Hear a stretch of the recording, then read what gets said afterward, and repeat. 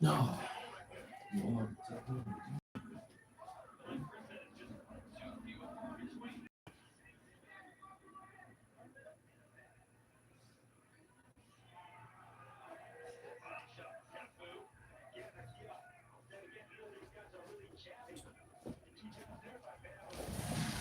All right, you guys, what is going on?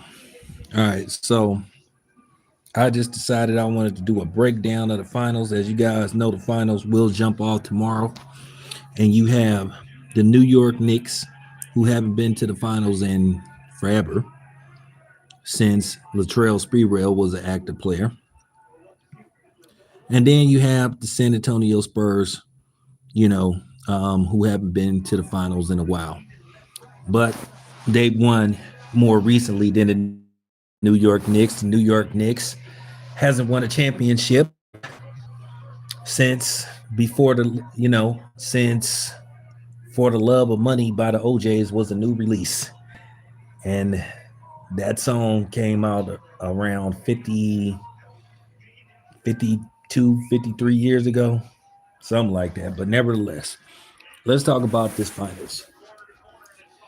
I'm looking at the matchups, and I know people gonna say that the Knicks got the experience, but they don't really have finals experience. Playoff experience, but they don't really have finals experience. I mean, I'm looking at the matchup. I'm looking at the roster: Bridges, Carl Anthony Towns, who was traded to the Knicks, and he finally makes the finals. Keep in mind, he was the number one overall pick a while back. He was traded for Julius Randle. So mission complete by Carl Anthony Towns to get to the finals, but can he win it? You looking at the third year center and Victor Wembanyama, who's already has been anointed the best player in the league. And basically, if he pulls this off, he will be the best player in the league. And the Knicks,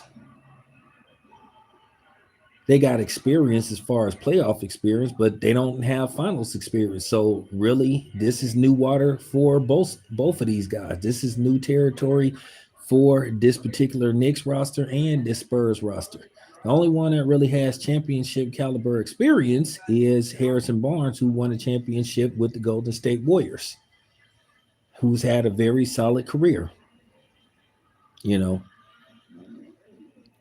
but I'm looking at Vassell, I'm looking at Champagne, I'm looking at Castle, then of course the alien. I call Wembanyama the cheat sheet because that's pretty much what he is. He's like a character that you make up on a video game. Real talk. But if you really want to keep it, if you really want to keep it thorough, whew, I think this is going to be a competitive series. But if I was going to pick a team, I really don't think what you would call inexperience is going to play a key factor. It just looked like the Spurs is just ready to go. They're just ready to anoint themselves as the next elite team, the next dynasty. And that's the thing. They do have youth on their side. They have all that on their side in their favor. So if I had to pick a winner, if I wanted to pick a winner, who do I like in this series? I just got to keep it 100. I think San Antonio is probably. Listen, I wouldn't be surprised if the Knicks pulled this off. I know New York is desperate for a parade, desperate to have another championship brought to that city. But I think it's going to be very difficult for them to win this series. But then again, I could be wrong. They could be the 2000. They could be the 2004 Detroit Pistons. It could be one of them things. So we'll have to see.